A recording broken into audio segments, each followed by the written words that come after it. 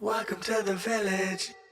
What's up, everybody? AlexNorimaki here, and I have decided to try out Collab Cam on Streamlabs so that you don't have to, and you can just pull it out whenever you're ready to go. So let's get into this. First of all, a few things. Number one, if you aren't following the YouTube channel, I would really appreciate if you did. I do all kinds of product reviews, unboxing, vlogging, and playing games. Quite frankly, I think I do a lot of things and I'm pretty amazing. So if you've got the time, hit that subscribe button, hit the like button on this video. It lets YouTube know that I know what I'm doing. And without further ado, let's get into the video. So Streamlabs is rolling out a new program called Collab Cam.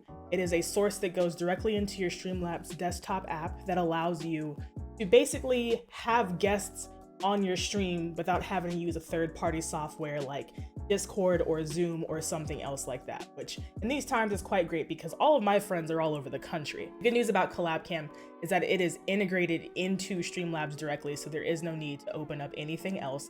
Pretty simple to set up. I've got it set up now, and I'm gonna show you kind of how it works and hopefully give you a little tour of my gaming setup at the same time. So the way that Collab Cam works is that it basically adds in as a source into your Streamlabs desktop app, right? So you would go to your sources, add the Collab Cam source in, and then follow the instructions. It's very user-friendly, it's very easy to set up. When you add in Collab Cam as a source, you'll get this pop-up that says, welcome to Collab Cam, like yay! Step one will be sharing your Collab Cam link with whoever your guest or guests are. And so your guests will get this link, they'll be able to use it to open up, whether it's on their phone or their PC, it is not limited to one or the other.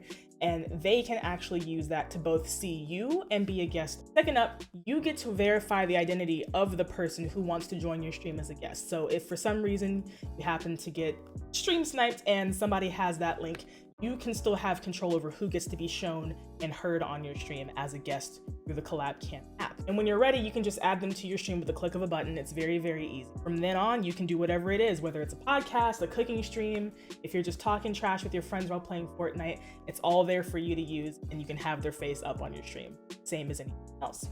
Step three, just have fun. Create new links, change everything around, do whatever makes you feel comfortable. And as a great bonus, I think is cool, is that Streamlabs will actually be rolling out overlays to be used on top of the Collab Cam. Make it look a little bit extra funky, but feel free to make it as fancy as you want or as simple as you want. So to use an example, like I said, I'm gonna show you guys a little bit of my stream setup. It's very small, I like stream from a corner, but I think it'll be really cute. So I'm actually gonna use it on my phone as a second camera to show you the opinion and the view of what you'll see. I have copied the link and I've sent it basically to myself, and I have opened it on my phone. So then you can see, ta-da!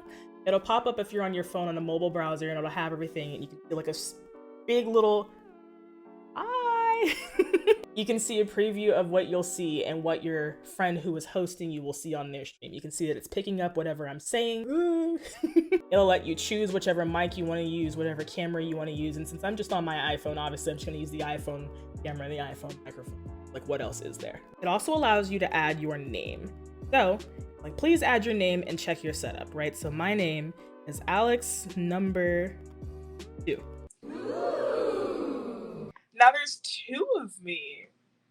I'm just kidding, it's still the same person. Of course it is. All right, so as you can see up on my screen, and you're hearing me through my phone as opposed to my mic. There are 2 of me now because I'm using both that camera, but also the Collab Cam through my phone. And that's a horrible angle of my face. Let's get this started. Okay, so here's my setup. You can see my nice little home, and you can see the recording, of course, and everything. So let's start with my desk, right? So this past Sunday, I did a Lego building stream, and I started building a Breath of the Wild stable, which I think is going really well. There's like 40,000 pieces, but that's okay because we're gonna get it done, and this is actually pretty cathartic for me. Over here on this shelf, I'm pretty proud of it. From top to bottom, all of those Legend of Zelda books that, oh my god, I just love them so much. Shout out to Deds for buying those for me.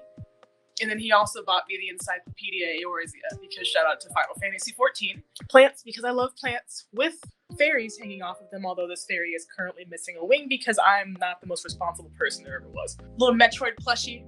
I love him. He doesn't have a name, so drop name suggestions in the comments. I would greatly appreciate. Down here, more plants and things. Some of Deds' books. This cute little I guess, what do you call this? Like a little statue of AlexNorimaki, my namesake. I got her for $25 in a mall here. I made this Korok mask. Here's a tiny little crocheted thing of Boris the Wolf from Bindi and the Ink Machine that one of my earliest viewers made for me. And Ampharos, my little favorite Pokemon. Legends Cookbook, shout out to them. They're just the most amazing people. And then of course my Pikmin, who we named on stream last week, but I don't remember his name, so we'll figure that out, I guess. And down here, I keep some of my video games. A lot of them are actually still at home or at my parents' place, and I just moved out, but some of my faves are in here. Sonic Adventure 2, my favorite video game of all time. Shrek 2, the first video game I ever played on my YouTube channel. You should check that out. And all kinds of stuff. PS5 controller. PS5. Starless, say hi to my lovely, beautiful PC the village actually bought for me. And now we go over here. Of course, I have sound panels in the corner because, we need to have that audio normalized.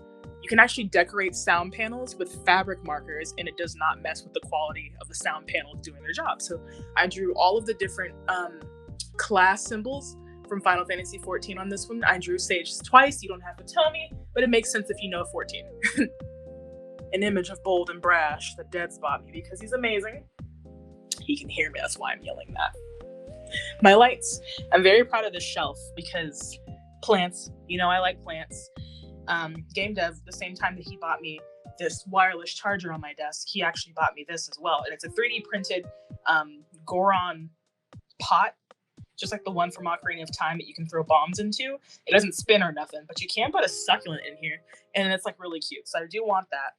And two of my favorite Funko Pops that I've ever gotten. Mew.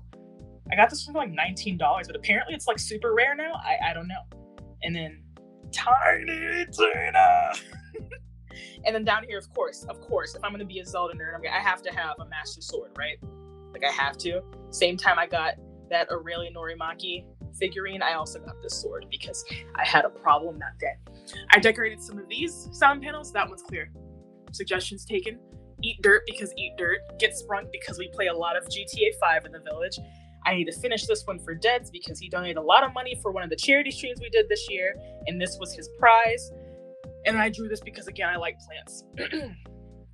I'm going over here, move my chair from top. Up here is the Hylian heart symbol. It's also, I guess, like the logo and the symbol for the Penguin Village. This is the default color. It actually comes in whenever you see it on stuff on the internet, but this does change color. Shout out to Brynic Solutions for this because this really is beautiful. It's actually synced to my stream. So if somebody follows, it changes color.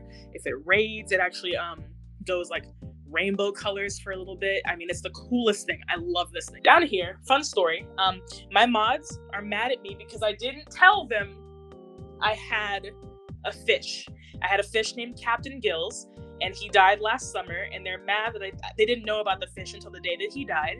But it's like, it's a fish. It didn't even live like in my room. So like, what's the point? But there's a couple things wrong with this.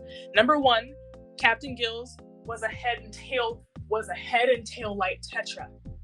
Okay, this is a goldfish. Okay? Second, it's a Shutterstock watermarked image of a goldfish. So, it has a literal link to the image on here. Third, this like peel off around this gold frame. I can't get it off. Like, it will not come off. So that's stuck there. And he's just not a goldfish, okay? But they memorialize him, and I guess they're just okay with this. I got this stress plaque from New Orleans a couple weeks ago.